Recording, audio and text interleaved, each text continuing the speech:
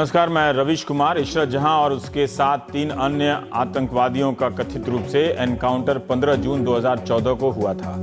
12 साल काफी है कि इस मामले को जांच और सुनवाई के बाद अंजाम तक पहुंचा दिया जाता, लेकिन अभी तक इसका ट्रायल भी शुरू नहीं हो सका है। मगर राजनीति में इसे लेकर पहले भी ट्रायल चला है और एक बार फिर से शुरू हो गया है। सारे आरोपी जमानत पर रिहा होकर अपने अपने पदों पर जा पहुंचे हैं। 2004 से 14 तक गुजरात के मुख्यमंत्री नरेंद्र मोदी जब थे और उनके सहयोगी अमित शाह को निशाना बनाया जाता रहा इस मामले में, लेकिन अब बीजेपी इसी मामले में कांग्रेस और यूपीए के समय में गृह मंत्री रहे चिदम्बरम को घेरने लगी है कि उन्होंने इशरत जहां और 3 अन्य लोगों के एनकाउंटर को फर्जी साबित करने के लिए मंत्रालय के हलफनामे को बदला और जांच प्रभावित किया। अभी 3 बातें हुई हैं तुरंत। फरवरी के पहले सप्ताह में वीडियो कॉन्फ्रेंस के जरिए मुंबई हमले के मामले में आरोपी हेडली ने कहा है कि इशरत जहां लश्कर के लिए काम करती थी। 28 फरवरी को पूर्व गृह सचिव के पिल्ले ने कहा है कि चिदम्बरम ने पहला हलफनामा बदलवाकर दूसरा तैयार करवाया, अपने दफ्तर में आईबी के जूनियर अफसरों को बुलाकर हलफनामा टाइप करवा लिया और मेरे पास साइन करने के लिए भेज दिया। मंत्री ने जब खुद ही डिक्टेट करवाया है तो कोई देखता नहीं है क्योंकि वे बॉस हैं, हम सब ने साइन कर दिया। फिर गृह मंत्रालय के एक पूर्व अंडर सेक्रेटरी मणि ने बयान दिया है कि उन्हें दूसरे हलफनामे पर साइन करने के लिए टॉर्चर किया गया, सिगरेट से उनकी जांघ को दागा गया और साइन करवाया गया। क्या पिल्ले साहब चिदम्बरम के हर डिक्टेशन को बिना पढ़े साइन कर देते थे या सिर्फ इशरत वाली फाइल नहीं देखी?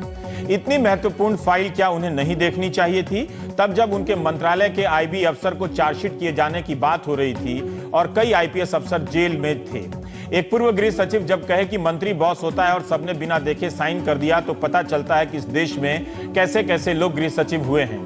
कम से कम इस मामले में बीजेपी सांसद आर.के. सिंह ही बेहतर लगते हैं, जिन्होंने बतौर गृह सचिव पब्लिक और मंत्रालय के भीतर स्टैंड लिया कि वे आईबी अफसर राजेंद्र कुमार के खिलाफ मुकदमा चलाने की अनुमति नहीं देंगे। इशरत मामले में पूर्व गृह सचिव पिल्ले से पूछा जाना चाहिए कि उन्होंने ऐसा क्यों किया, क्योंकि इससे भारतीय पुलिस सेवा के कई अधिकारियों का करियर दांव पर लगा हुआ है। पिल्ले से ज्यादा मजबूत उनके अंडर सेक्रेटरी आरबीएस मणि दिखते हैं, जिन्होंने बिना देखे साइन नहीं किया। मणि ने मीडिया से कहा है कि उनसे बयान पर दस्तखत कराने के लिए सिगरेट से दागा किया। मणि ने कहा कि हलफनामा तैयार नहीं किया था पर साइन जरूर किया। क्या हलफनामे पर दस्तखत करने के लिए भी मणि पर दबाव डाला गया था या फिर किसी बयान पर दूसरे बयान पर साइन कराने के लिए? गृह सचिव के पद पर बैठने वाले पिल्ले 2009 से लेकर 16 तक चुप रहे, लेकिन गृह मंत्रालय से शहरी विकास मंत्रालय जाते ही मणि ने अपने नए सचिव को पत्र लिख दिया, शहरी विकास सचिव को, कि उन पर दबाव डाला जा रहा है। 14 जुलाई 2013 के टाइम्स ऑफ इंडिया की रिपोर्ट है कि मणि ने शहरी विकास मंत्रालय के सचिव को लिखा है, जिसमें कहा है कि उन्होंने आरोप लगाया है कि आईपीएस सतीश वर्मा ने एक बयान पर दस्तखत कराने के लिए दबाव डाला। वर्मा चाहते थे कि मैं साइन कर दूं कि पहले हलफनामे को आईबी के 2 अफसरों ने तैयार किया है। अगर मैं साइन कर देता तो मेरे सीनियर फंस जाते क्योंकि उसमें राजेंद्र कुमार का नाम आ रहा था। मणि तब भी तो सिगरेट से दागने वाली बात बता सकते थे क्योंकि वे पिल्ले की तरह तो चुप नहीं थे, बोल ही रहे थे। सिगरेट से दागने की जांच तो होनी ही चाहिए। 2009 के साल में भी 2 हलफनामे को लेकर चर्चा हुई थी। अगस्त के हलफनामे में इशरत को लश्कर का आतंकी बताया गया था, जिसे चिदम्बरम के आरोप है कि चिदम्बरम ने अपनी पहल पर सितंबर 2009 के हलफनामे से हटा दिया। टाइम्स ऑफ इंडिया के अनुसार आरबीएस मणि ने पूछताछ करने वाले आईपीएस अफसर सतीश वर्मा पर एक गंभीर आरोप लगाए। हालांकि वर्मा ने उन बातों को जवाब देने लायक नहीं समझा, लेकिन मणि के अनुसार सतीश वर्मा ने उन्हें बताया था कि संसद और मुंबई में 2026-11 का जो हमला हुआ था वो भारत सरकार ने कराया है ताकि आतंकवाद विरोधी कानूनों को मजबूत किया जा सके। मणि ने सतीश वर्मा को सही कोट किया या ये बयान विभागों के आंतरिक झगड़े की राजनीति से प्रेरित है, पता नहीं। कांग्रेस ने पूछा है कि क्या ऐसे अफसर के बयान को गंभीरता से लिया जाना चाहिए, इसलिए केंद्रीय मंत्री रविशंकर प्रसाद की बात उचित लगती है कि इस मामले में न्यायिक जांच होनी चाहिए ताकि पता लगे कि गृह मंत्रालय के भीतर अफसर क्या खेल रहे थे और यह खेल किस मंत्री के इशारे पर खेला जा रहा था। पुराना मामला है और इसकी जांच के लिए गुजरात हाईकोर्ट ने एसआईटी बनाई, सीबीआई ने भी जांच की, लेकिन अभी तक ट्रायल नहीं शुरू हुआ। जैसा कि मैंने बताया, एक पक्ष है कि इशरत जहां और उसके साथ मारे गए 3 अन्य लोग लश्कर के आतंकवादी थे और वे तब के गुजरात के मुख्यमंत्री नरेंद्र मोदी की हत्या करना चाहते थे। इन चारों को पुलिस ने एनकाउंटर में मार दिया। दूसरा पक्ष है कि एनकाउंटर फर्जी था, ये आतंकवादी नहीं थे, पुलिस ने प्लॉट तैयार किया।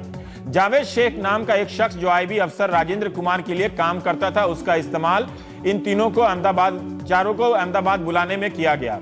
इशरत जावेद को पहले से जानती थी, फिर पिल्ले ने कैसे कह दिया कि एक अकेली मुस्लिम लड़की पराये मर्दों के साथ कैसे जा सकती है? क्या जावेद के बारे में भी उनकी यही राय है कि वो राजेंद्र कुमार को जानता था या नहीं जानता था? 2011 में एनआईए ने इस मामले की जांच कर रहे एसआईटी के चेयरमैन को लिखा था कि डेविड कोलमन ने इशरत जहां का नाम लिया है, लेकिन कोई सबूत नहीं है, इसलिए इसे मुकदमे का या कार्रवाई का हिस्सा नहीं बनाया जा सकता। चिदम्बरम का कहना है कि वो अपनी जिम्मेदारी लेते हैं और इसके लिए पिल्ले भी बराबर के जिम्मेदार हैं। कांग्रेस कहती है कि चिदम्बरम के साथ है। इस मामले पर वो सरकार में थी तभी से टारगेट हो रही है। बीजेपी भी यही कहती है कि उसे इस मामले को लेकर जमाने से टारगेट किया जाता रहा है। कांग्रेस ने दूसरे हलफनामे के पक्ष में सफाई देते हुए कहा कि 6 अगस्त 2009 को पहला हलफनामा फाइल किया गया, तब यह धारणा थी कि इशरत लश्कर से जुड़ी हुई है, एनकाउंटर में मारी गई है। 7 सितंबर 2009 को मेट्रोपॉलिटन कोर्ट एसपी तमांग ने पाया कि काउंटर फर्जी है और इशरत के लश्कर से संबंध प्रमाणित नहीं होते हैं। अदालत के इस आदेश के आलोक में गृह मंत्रालय ने अपने हलफनामे में संशोधन किया था। इस मामले में डीजी वंजारा समेत 7 पुलिस अफसरों को आरोपी बनाया गया था। इस वक्त बाहर हैं। काफी लंबे समय तक जेल में रहने के बाद डीजी वंजारा ने आज एक ट्वीट किया कि जो भारत की राष्ट्रीय अखंडता के लिए काफी प्रेरक हो सकती है। अगर ऐसे लोग इस तरह से बोलने लगे तो देख लीजिएगा, खतरनाक भी। मुगलों को किताबों से निकालना ही पर्याप्त नहीं होगा, जो खुद को उनका उत्तराधिकारी होने का दावा करते हैं उन्हें भी भारत से निकालना पड़ेगा। यह उदाहरण इसलिए दिया ताकि वंजारा साहब की किताबी योग्यता के बारे में पता चल सके। आप चुनौती भी नहीं दे सकते क्योंकि उन्होंने जेल में रहते हुए 3 किताबें भी लिखी हैं, जिन्हें जेल में बंद आसाराम बापू को समर्पित किया है। जेल में रहते हुए वंजारा ने 3 सितंबर 2013 को गुजरात सरकार और सीबीआई को एक पत्र लिख दिया था कि मैं काफी लंबे वक्त से चुप हूं, सिर्फ इसलिए कि मेरा नरेंद्र भाई मोदी में विश्वास बना हुआ था, जिन्हें मैं भगवान की तरह मानता हूं, लेकिन मुझे दुख है कि मेरा भगवान अमित भाई शाह के बहकावे से नहीं बच पाया। अमित शाह गुजरात में प्रॉक्सी सरकार चला रहे हैं। यह उदाहरण इसलिए दिया ताकि पता चल सके कि इशरत इनकाउंटर को अंजाम देने वाले अफसर भी कम दिलचस्प नहीं है। वो आपस में स्टिंग भी कर रहे थे बातचीत को लेकर। यह भी पता चले कि कैसे एक केस में आईबी के अधिकारी दूसरे को बचा रहे हैं, कैसे आईबी के अफसर को बचा लिया गया और कई आईपीएस अफसरों को लंबे समय तक जेल में रहना पड़ा। मुंबई पुलिस के ज्वाइंट पुलिस कमिश्नर थे सत्यपाल सिंह तब, लेकिन अब बीजेपी के सांसद हैं। PUCL.org की रिपोर्ट के अनुसार 16 जून 2004 के इंडियन एक्सप्रेस के वडोदरा संस्करण में ज्वाइंट सीपी सत्यपाल सिंह का बयान छपा है, जिसमें वे कह रहे हैं कि क्या वे आतंकवादी मुंबई से थे, हमें तो इसकी कोई जानकारी नहीं थी, उन लोगों को हमें सूचना देनी चाहिए थी, यानी गुजरात पुलिस को, क्राइम ब्रांच को। हम उस औरत और कार के मालिक की पहचान करने की कोशिश कर रहे हैं जिनके बारे में कहा जा रहा है कि उनका मुंबई कनेक्शन था। 2004 में कहां पता होगा कि 10 साल बाद 2014 में उन्हें बागपत से बीजेपी के टिकट पर चुनाव लड़ना पड़ेगा। सांसद सत्यपाल सिंह ने हमारे सहयोगी अखिलेश शर्मा को कहा है कि इस केस के अंदर बहुत पॉलिटिकल मोटिवेशन थे। किस तरफ से थे? दोनों तरफ से हो सकते हैं, एक ही तरफ से हो सकते हैं। इसके बारे में वे संसद में विस्तार से जवाब देंगे। एक ही सीन चेंज हुआ इस मामले में कि इस बार बीजेपी कांग्रेस से पूछ रही है कि इशरत को कौन बचा रहा है, किसके इशारे पर बचाया जा रहा है। तो मूल बात इसलिए बता दिया कि बहुत समय ना बर्बाद हो। तो संबित पात्रा जी हमारे साथ, बीजेपी प्रवक्ता संजय निरुपम हैं, कांग्रेस प्रवक्ता और राना अयूब हैं जो इस मामले को रिपोर्ट करती रही हैं, वो फोन लाइन से जुड़ जाएंगी। संबित जी, कांग्रेस ने अपनी सफाई दी है कि मेट्रोपॉलिटन कोर्ट ने कहा था कि इशरत के खिलाफ आतंक लश्कर से संबंध होने का कोई मामला प्रमाणित नहीं होता है, उसके आलोक में दूसरा हलफनामा चेंज किया गया था। देखिए, 2 चीजें हैं, 2 हलफनामा है। आपने अभी कहा कि एक तो अगस्त 2009 का है, एक सितंबर 2009 का है, 1 महीने के गैप में। आपने अगर मनी साहब के इंटरव्यू को कल सुना होगा, उन्होंने 2 तथ्यात्मक बातें इसमें रखी कि जो हलफनामा बनाया गया, जिसको कि उन्होंने खुद अपने हाथों से हस्ताक्षर किया है, वो पूरे आईबी के इनपुट को लेकर रखा गया। जो भी उन्होंने लिखा पहला, जो भी उन्होंने लिखा कि एलईटी की वो आतंकवादी थी और सीबीआई का किसी प्रकार का इसमें इन्वेस्टिगेशन नहीं चाहिए, ये 2 कोर उसमें इशू था। इसको किन 2 लोगों ने अप्रूव किया? एक तो होम मिनिस्टर ने अप्रूव किया और दूसरा vetted by the law secretary. उन्होंने कहा कि लॉ मंत्रालय गया था और लॉ सेक्रेटरी ने इसको वेट किया। तो स्वाभाविक रूप से सरकार के सबसे उच्चतम 2 विभागों ने इसको वेट किया। वेट करने का अर्थ होता है कि इसकी सत्यापितता को स्थापित करना, उसके पश्चात इसे कोर्ट में रखना हो गया। उसके बाद 1 महीने बाद आपने एफिडेविट चेंज किया। मैं भी आपके रिपोर्ट को सुन रहा था, आपने कहा कि बदलाव हुआ सोर्स में कि नहीं, वो अब आतंकवादी नहीं है, एलईटी से ऐसा कुछ प्रमाण नहीं है, इसलिए हम बदल रहे हैं। कांग्रेस ने कहा है। मैं कांग्रेस से पूछता हूं कि सोर्स तो आईबी है, आपका सोर्स तो आईबी ही होगा, या तो और कुछ नहीं हो सकता ना। जब आईबी सीबीआई जांच कर रही है, वो तो आईबी से नहीं, पूछना उस समय सीबीआई जांच शुरू नहीं हुआ था ना। जब 2009 में शुरू नहीं हुआ था। जब ये हलफनामा सेकंड हलफनामा गया तब कहां सीबीआई जांच शुरू हुआ था? नहीं हुआ था ना, क्योंकि 2010 में शुरू हुआ था। ठीक बात। तो इसलिए उस समय सीबीआई जांच शुरू नहीं हुई थी। आपका सोर्स ऑफ इंफॉर्मेशन तो आईबी ही था। तो आपका एसआईटी तो जांच कर ही रही थी। नहीं, उस समय एसआईटी कहां बना है साहब? तो ये तो एक महीने के गैप में केवल 2 एफिडेविट ही फाइल हुआ, उसके बाद ऑर्डर हुआ ना। ठीक है। तो मेरा कहना इतना है, जब सोर्स आपका आईबी ही था, आईबी ने सोर्स बदला नहीं है, वो अभी भी एलईटी बोल रही थी, क्योंकि मेरे पास आपने हटा कैसे? आपने हटा के आपका सेकंड सोर्स कौन सा था, ये बता दीजिए। संबित की इस बात में प्रथम दृष्टया उचित लगती है कि जब आप पूरा रेफरेंस हटा रहे हैं, ठीक है कि मेट्रोपॉलिटन कोर्ट ने अगर कह दिया कि प्रमाणित नहीं होता है, लेकिन वो मामला तो अभी हाई कोर्ट सुप्रीम कोर्ट तक तो नहीं गया है, लेकिन आपने अपने एफिडेविट को बदला है और ये आरोप लगा रहे हैं कि आपने राजनीतिक प्रभाव का इस्तेमाल किया, इन लोगों को बचाने की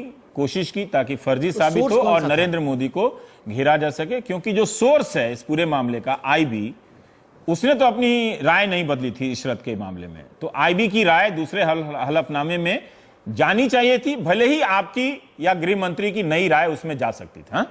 नहीं, गृह मंत्री की राय कैसे हो सकती है? नहीं, 2 राय होनी चाहिए थी सर। सुनिए, 2 राय होनी चाहिए। अगर हलफनामा बदल रहे हैं तो पहले हलफनामे को तो नहीं हटा सकते ना। गृह मंत्री का व्यक्तिगत राय कोई नहीं हो, गृह मंत्री अपने मन से कह सकते हैं अच्छा व्यक्ति है, मंत्रालय वो इंफॉर्मेशन लेकर जवाब दीजिए इसका। रवीश जी, सबसे पहले किसी भी केस में एक से ज्यादा एफिडेविट फाइल हो सकता है, एक। दूसरी बात, ये कोई जरूरी नहीं है कि पहले एफिडेविट में केस के मेरिट के बारे में जो जानकारी हो उसको एक्सपैंड करते हुए, या अगर वो कंक्लूसिव नहीं है तो उसके ऊपर कोई दूसरा एफिडेविट नहीं हो सकता। तीसरी बात, जिस पिल्लई साहब के बयान के ऊपर बीजेपी के लोग इतना उछल रहे हैं, पिल्लई साहब ने क्या कहा था पहले दोनों एफिडेविट के बारे में, मैं वो पढ़ के सुनाना चाहता हूं और संबित पात्रा को बताना चाहता हूं। ये एएनआई की रिपोर्ट है जो मुझे मिल गई।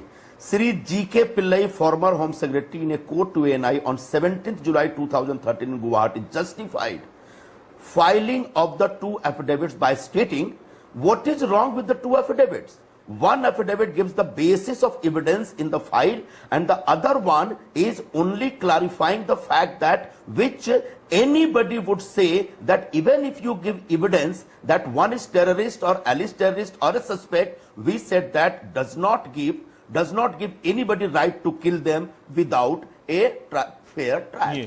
दूसरे एफिडेविट में कहीं नहीं बोला गया। समय आखिर एक मिनट प्लीज। दूसरे एफिडेविट में सरकार ने कहीं नहीं लिखा कि ये टेररिस्ट नहीं थी, सिर्फ ये कहा गया है कि जो आईबी के इनपुट्स हैं ये कंक्लूसिव हैं कि नहीं है, इस बारे में आगे और जांच करने की संभावना है और आगे और भी स्कोप है। क्या इतना एफिडेविट देना कोई गुनाह होता है क्या? ठीक है। और आखिरी बात मैं रखता हूं, उसके बाद फिर अपन बातचीत आगे बढ़ाएंगे। जी के पिल्लई साहब 6.5 वर्षों तक इस पूरे विषय पे चुप रहे। आज अचानक क्या हो गया कि इसके ऊपर उनकी मेमोरी जो है ताजा हो गई, उनकी यादाश्त ताजा हो गई, बोलने लगे? क्या यह महज संयोग है? ये पिल्ले साहब आज गौतम अडानी की कंपनी के डायरेक्टर हैं। अच्छा। और ये गौतम अडानी कौन है? नरेंद्र मोदी के खासम खास। नरेंद्र मोदी जब जाते हैं गौतम अडानी को साथ में लेके जाते हैं, इसलिए हमको इस पर शक हो रहा है कि पिल्ले को ये सरकार यूज कर रही है। चलिए, यूपीए और हमारे कामकाज। इससे आपका सवाल भटक जाएगा। इनका सवाल है कि मैं सब समझ गया, मैं आपको भी नहीं टोकूंगा, आप उसके बाद राणा आयोग को लूंगा। 2 एफिडेविट की बात इन्होंने कही कि 2 एफिडेविट जारी हो सकते हैं। जीके पिल्लई का बयान पढ़ दिया कि तब वो जस्टिफाई कर रहे थे, ठीक है। और ये कह रहे हैं कि दूसरे एफिडेविट में जो बातें लिखी गई हैं वो पहले एफिडेविट को खारिज नहीं करती हैं, एडिशनल इंफॉर्मेशन है। क्या आप ये मानते हैं कि दूसरा दायर करने से पहला रद्द हो जाता है, दूसरा महत्वपूर्ण हो जाता है? ये आपकी अपनी राय है, अदालत की राय। अब आप जवाब दीजिए। पहली बात, आप देखिए अभी जो उन्होंने एएनआई के रिपोर्ट को पढ़ा, ध्यान से उसको अब देखिए। पिल्लई साहब ने क्या कहा? उन्होंने कहा कि अगर भी वो आतंकवादी हैं, that does not give the right to the state to eliminate them और किल देम। मैं एग्जैक्ट कोट नहीं कर सकता, मगर जो उन्होंने कहा दूसरे एफिडेविट में ही कहा उन्होंने, जो अभी संजय भाई ने पढ़ा, उसका अर्थ है कि वो एनकाउंटर वाले मामले पे आ गए हैं। देखिए, नहीं, मैं बता रहा हूं ना, क्या मैं बिल्कुल ध्यान से सब कुछ याद रख के सुन रहा हूं सर। उन्होंने कहा कि even if they were terrorist, they should not be eliminated in the way they have been eliminated. किसी को अधिकार नहीं है, बिल्कुल सच बात है, एलिमिनेट नहीं होना चाहिए। मतलब एक हिस्सा हो गया वो आतंकवादी थी या नहीं, और दूसरा हिस्सा हो गया एनकाउंटर का। एनकाउंटर को अभी रखिए, उसके ऊपर तो कोर्ट चर्चा कर रही है। एफिडेविट में जस्टिफाई कर रहे हैं, जितना मैं समझा। दो एफिडेविट में फर्क क्या था? दो ही चीज फर्क है।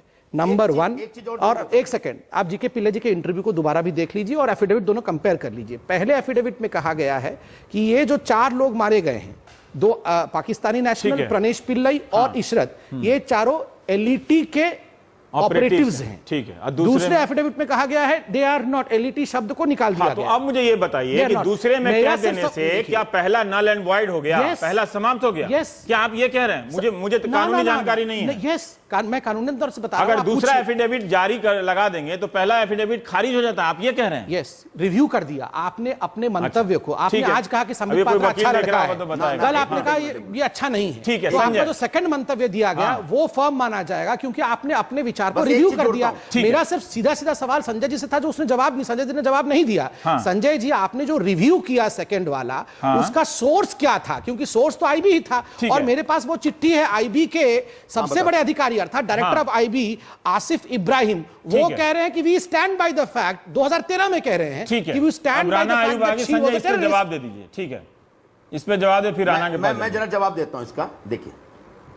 देखिए महत्वपूर्ण बात यह है, जैसा रवीश आपने भी अपने ओपनिंग रिमार्क्स में कहा कि दूसरा एफिडेविट तब फाइल किया जाता है जब मेट्रोपॉलिटन कोर्ट की तरफ से एक फैसला आता है कि बहुत सिद्ध नहीं हो रहा है कि ये एलईटी की ऑपरेटिव थी। तो ऐसे में सरकार एक दूसरा एफिडेविट देती है कि आप आगे भी इसकी जांच कर सकते हैं। दूसरी बात, दूसरे एफिडेविट में कहीं नहीं लिखा गया है कि एलईटी की ऑपरेटिव नहीं है, ये कहीं नहीं लिखा गया है। 2-3 पैरा मुझे भी पढ़ने का मौका मिला है। तो दूसरे एफिडेविट में सिर्फ एक चूंकि शक पैदा हो गया तो शक की जांच होनी चाहिए, ये कहा गया। आईबी क्या है भाई? एलईटी शब्द ही नहीं है उसमें, देती है। एलईटी शब्द नहीं है दूसरे वाले में। आप दिखा दीजिए आपके सवाल का जवाब। एक मिनट प्लीज, एक मिनट। आईबी अपने इनपुट्स देती है और उन इनपुट्स के आधार पर राज्य सरकारों को एक्ट करना होता है। कई बार आईबी के इनपुट्स एकदम सच्चे होते हैं, ऐसा भी नहीं है। आईबी हर दिन एक अलर्ट देती है, यहां ब्लास्ट होगा, वहां ब्लास्ट होगा, रोज ब्लास्ट नहीं होता देश में। तो ऐसे में सरकारों की और बाकी सिक्योरिटी एजेंसीज की जवाबदारी बनती है कि आईबी के उस इनपुट को पूरी तरह से जांच करे, और सरकार मेरे ख्याल से यही कर रही है। ये तो एक धारणा है, पर संबित ने कहा कि आईबी ने क्या अपनी राय बदली थी? क्या जो भी है वो आईबी की गलत राय हो सकती है, सही राय हो सकती है, उसने अपनी राय तो नहीं बदली थी ना कि एलईटी के। एक हो गई आईबी, एक ठीक है रविश, बहुत अच्छा सवाल है। एक हो गई आईबी, और दूसरी बात कोर्ट, और तीसरी बात सरकार मंत्रालय। अगर मंत्रालय के पास एक ऐसी जानकारी आती है, एक फैसला आता है कोर्ट का कि आईबी की इंफॉर्मेशन थोड़ी सी संदेहास्पद हो सकती है, इसको और भी जांच करने की आवश्यकता है, तो मुझे लगता है कि सरकार पूरे अधिकार के साथ इस पे एक्ट कर सकती है। राणा, आप इस पे रोशनी डाल सकती हैं? मुझे मालूम नहीं है कि दूसरा हलफनामा दायर करने से पहला रद्द माना जाता है या खारिज हो जाता है, मैं ये बात नहीं जानता हूं। संबित का सवाल है कि जो चिदम्बरम ने दोबारा हलफनामा दायर किया, आईबी के रेफरेंस को हटा दिया कि लश्कर की ऑपरेटिव थी, लेकिन आईबी ने तो कभी भी अपना नजरिया नहीं बदला। तो जब आईबी का व्यू नहीं बदला है तो गृह मंत्रालय ने अपने दूसरे हलफनामे में उसे क्यों हटा दिया? संजय निरुपम कहते हैं कि उसे हटाया नहीं, दूसरा हलफनामा एडिशनल इंफॉर्मेशन था कि कोर्ट का ऑर्डर आया है तो आगे जांच की जा सके। 3 बातें आप इस पर स्पष्टीकरण दे दें।